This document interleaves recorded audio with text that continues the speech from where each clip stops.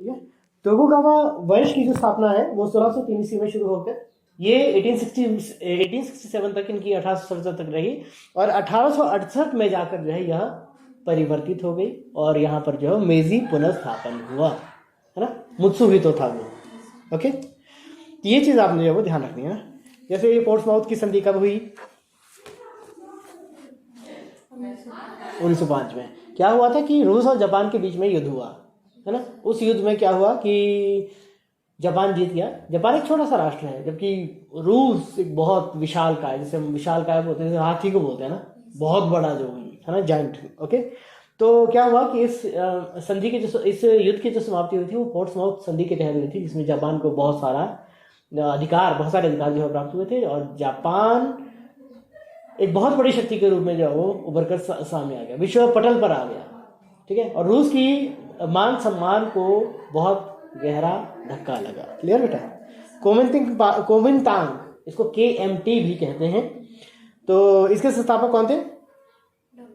Doctor सन्यासी। 1912 में जो है उसको ये किया था। ठीक है, ये जो है वो चीन एवं ब्रिटेन के मध्य जो है वो 3 सिंह की संधि कब हुई? कौन सी संधि हुई? 3 सिंह की संधि। ठीक है, तो ये आपको जो है उस तरह से आपने वो करना है, जैसे 1839 टू 42। ठीक है, ये जो वो पहला अफीम युद्ध हुआ था, दूसरा अफीम युद्ध जो है वो 1856 से लेकर 1860 में हुआ था। ठीक है, तो इसको जो वो जो 1856 से 58 तक, इनकी पहले जो है वो उसमें जो वो 3 सिंह की संधि हुई, और उसी को रिपीट के तौर पर जो वहां पे किया गया 1860 में पीकिंग की संधि के तहत। ठीक है, इससे पहले जो नानकिंग की संधि थी। पहला अफीम युद्ध कब से कब तक हुआ? 1939 से 1842। नानकिंग की संधि 1842 सॉरी। और जापान और अमेरिका, संयुक्त राज्य अमेरिका या अमेरिका के बीच में जो समझौता कब हुआ था? 1854। इसको आपने ऐसे याद रखना है, कानागावा की संधि हुई थी, है ना, कानागावा की संधि। ठीक है, और ये कानागावा की संधि 1854 में हुई थी, और इसमें अंग्रेजों की ओर से जो थे वो थे Commodore Matthew Perry. Perry mission आया, उन्हें जापानियों को एक प्रस्ताव रखा, उनके समक्ष एक प्रस्ताव रखा कि आप जो हमसे समझौता करें। उसके लिए उनको कुछ समय दिया, लेकिन उस समय अवधि को पूरा होने से पहले ही वो फिर से अपने जंगी जहाजी बेड़े के साथ वहां पे आदम का, और उस स्थिति में जो उसने उसे जो वो अपने अधीन, मतलब समझौता करने के लिए बाध्य कर लिया। ठीक है, और मुख्य तौर पर जो है वो जापानियों की ओर से जिसने जो समझौता किया था वो थे शोगुन। ओके बेटा, द्वितीय अफीम युद्ध कब से कब तक चला बेटा? अभी हमने कहा, हाथ सामने को रखो, 1856 से 60। और जो 1858 में हुई थी वो हुई थी संधि 3 सिंह की संधि। वेरी गुड बेटा। डॉक्टर सन्यासी सेन का जन्म कब हुआ था? Very good. और पीकिंग की संधि कब हुई?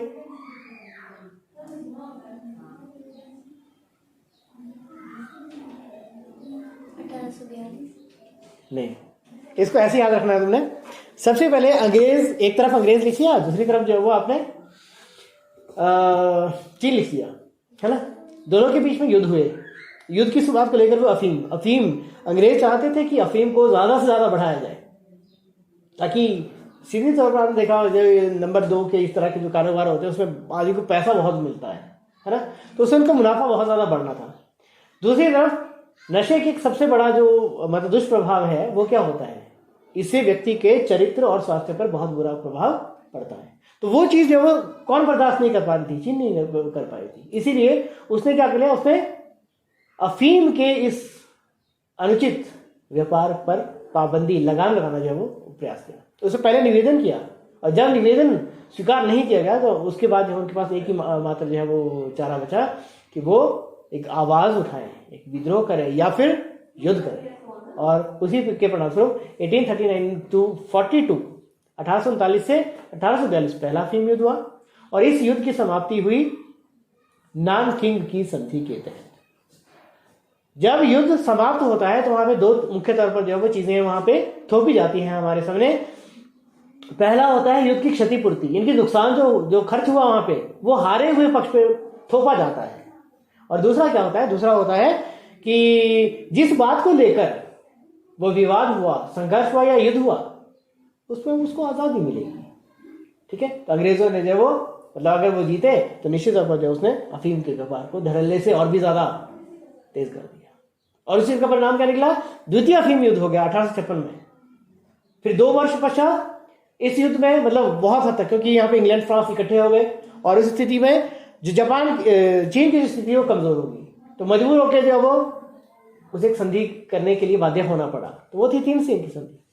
लेकिन 3 सीन की संधि जो वो अभी तक मतलब पूरी तरह से हुई भी नहीं थी, लेकिन जो वो चीन ने जो उसे स्वीकार करने से इनकार कर दिया, फिर से युद्ध चल पड़ा और फाइनली उस चीज को फाइनल जो रूपरेखा के रूप में जो वहां पे वो आकर सामने आई, वो आई पेकिंग की संधि। ठीक है, तो मोटे तौर पर पहले मैंने कहा प्रथम अफीम युद्ध 1839 से 42, और उसी अफीम युद्ध का जो है वो साथ में जो जिस संधि के तहत यह समाप्त हुआ वह थी नानकिंग की संधि। तो आपने याद इसको रखना है, पहले नानकिंग की संधि, फिर 3 सीन की संधि, फिर पेकिंग की संधि।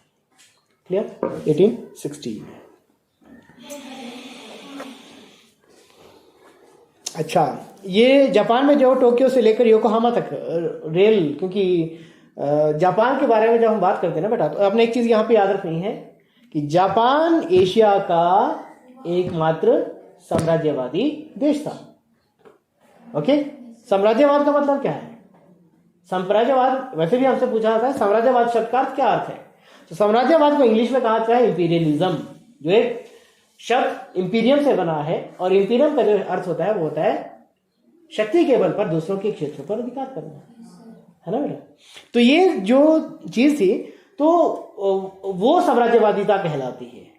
ठीक है, तो एशिया महाद्वीप में से जापान एक ऐसा देश था जिसने साम्राज्यवादी नीति को अपनाया था। क्लियर? तो साम्राज्यवादी नीति को अपनाने के पीछे कारण क्या था? कारण यह था वहां पे औद्योगिक क्रांति आई। उस औद्योगिक विकास के लिए अब उसे जो वो विशेष तौर पर 2 चीजें चाहिए थी। पहला है कच्चा माल और दूसरा है तैयार माल के लिए बाजार। और ये दोनों ही चीजें अगर उसे उपलब्ध करवा दी थी, क्योंकि विश्व के अधिकतर जो संसाधन थे, जो हमारे पास जो है मतलब इसको लोहा बोल सकते हैं, कोयला, खनिज, है ना, इन सब पर जो अधिकार होता था वो इस समय के साम्राज्यवादी देशों या औद्योगिक देशों के पास जो है वो हो चुका था। अब उसके पास 2 ही चारे थे, या तो वो उनसे निवेदन करता, उनसे मांग करता और उन्हें वो क्षेत्र मिल जाते। ऐसा संभव नहीं था।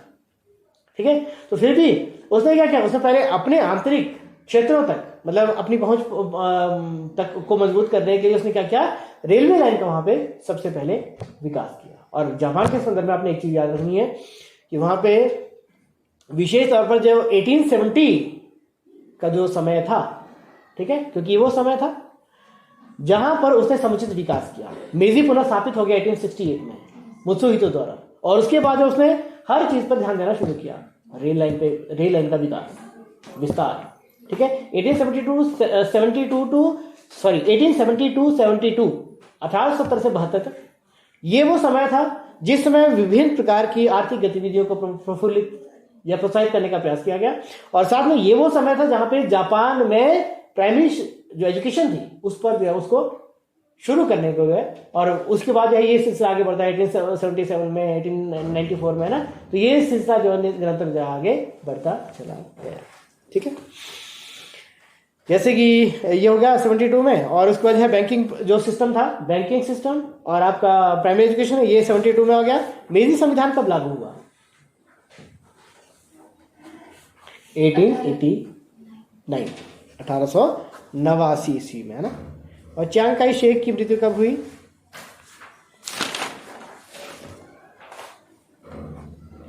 1975।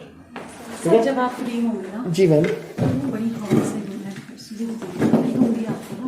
वो आपके घर से, हाँ जी, इसको लगवा, हाँ जी,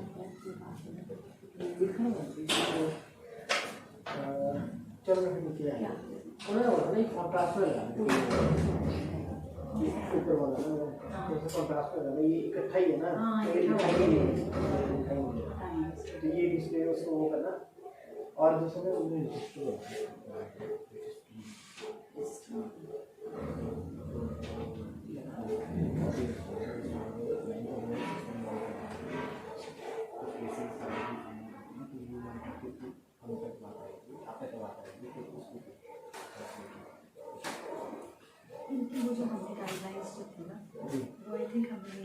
किए। उसका समझ में ये प्रिंट आउट ही निकाला था। वही तो उसी के बेस पे तो हमने भी तभी है ना ये बनाए थे ना उसके सैंपल।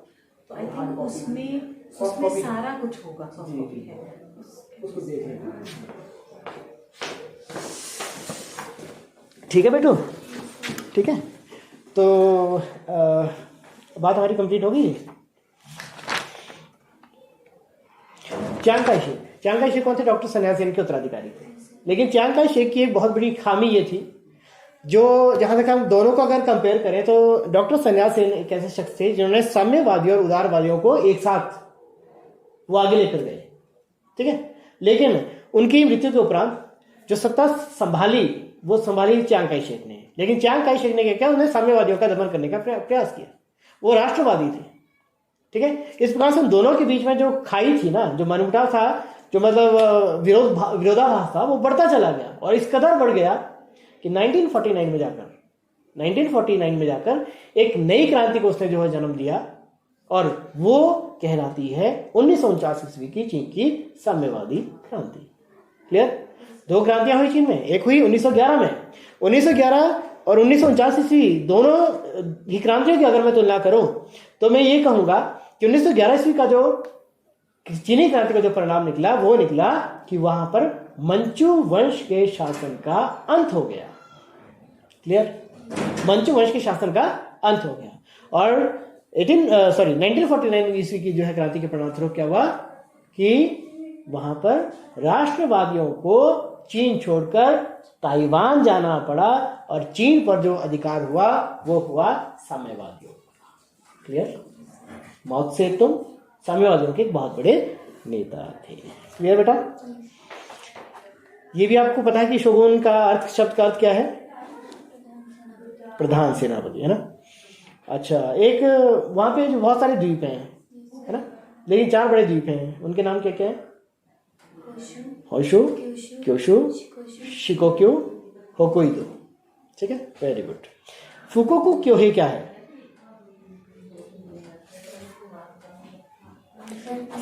सरकार ने नारा दिया था। हाँ, सरकार ने नारा दिया था। क्या क्या? समृद्ध देश और मजबूत सेना। ठीक है, ठीक है बेटा। डॉक्टर सन्याल सेन के, चलो, पीकिंग की संधि हमने बात की थी ना, कब हुई थी ये?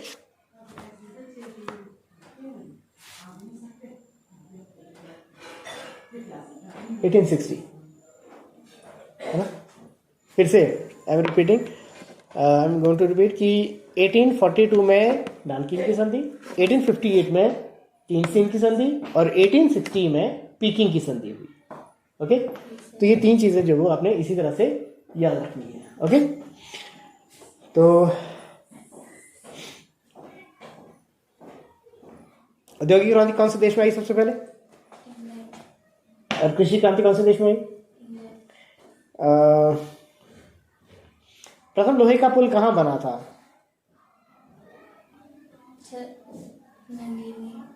हाँ, सेवर नदी नाम था उसका। Very good. कोलब्रुक डेल में। ओके। बैंक ऑफ इंग्लैंड की स्थापना कब हुई थी? बताओ शाबाश। 1694। कब हुई थी? 1694। ठीक है।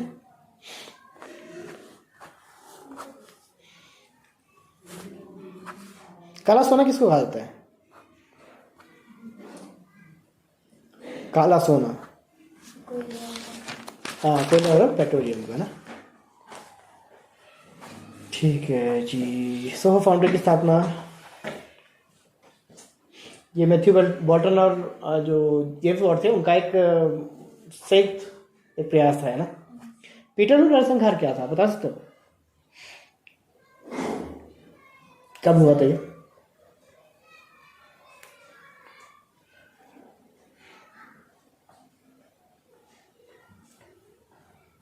$1815।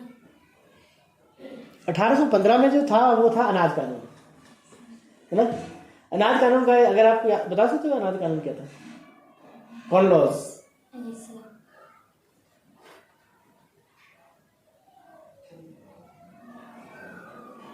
थोड़ा सा मैं बताता हूँ।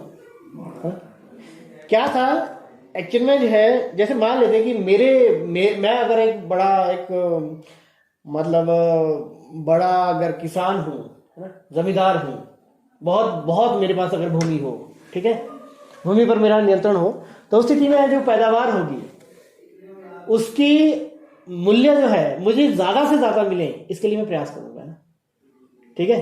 अगर तो हम साधारण किसान है तो शायद हम अपनी बात को ना बनवा सके, लेकिन अगर मैं रुतबे वाला हूं, अगर मैं प्रभावशाली हूं, तो मैं क्या करूंगा, अगर मेरी चलती है तो फिर मैं तो अपने हिसाब से उसको ढाल लूंगा।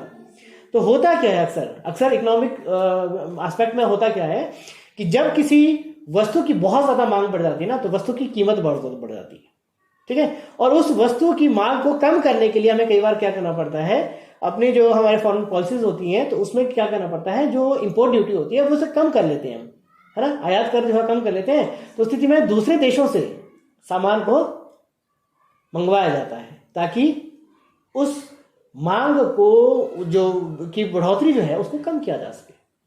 क्लियर? लेकिन उन्होंने क्या किया, वहां के जो संसद के सदस्य थे ना, तो वो ज्यादा से ज्यादा बड़े बड़े भूमिपति थे, ठीक है।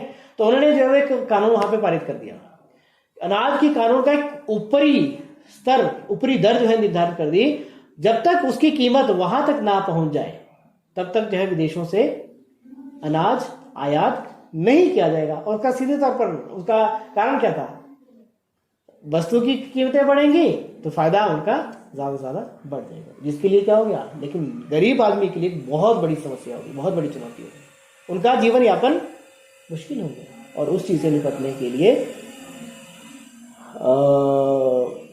बाद के समय में जो है उन्हें एक विरोध, एक संघर्ष का जो है वो मतलब रास्ता भी अपनाना पड़ा। उसी का ही एक जो है पहलू था 1819 का, 1819 ऐसे याद रखना है, 1819 16 अगस्त 1819 में क्या हुआ था, पीटरलू, ठीक है, नरसंहार, सेंट पीटर्स, वहां पे एक जो है मतलब एक विशाल मैदान है जहां पे 80,000 जो लोग थे वो इकट्ठे हुए।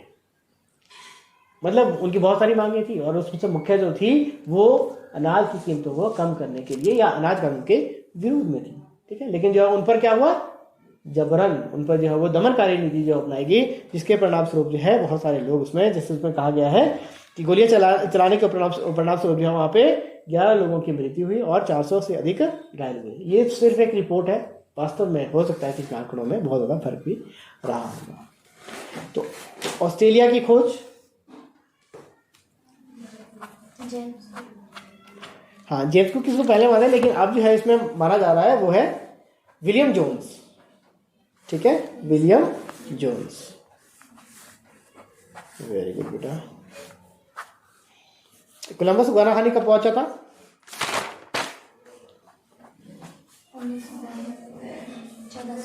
1492। 1492 में क्या महत्वपूर्ण घटना क्या घटी थी, कुछ याद है?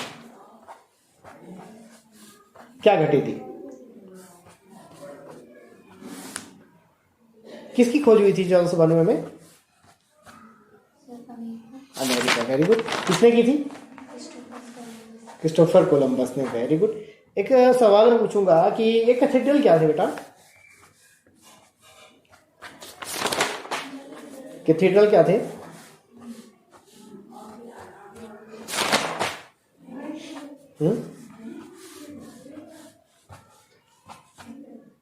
इसको देखो, इसको दो तरह से पूछा जाता है। एक तो पूछा जाता है कैथेड्रल क्या है, और दूसरा पूछा जाता है कैथेड्रल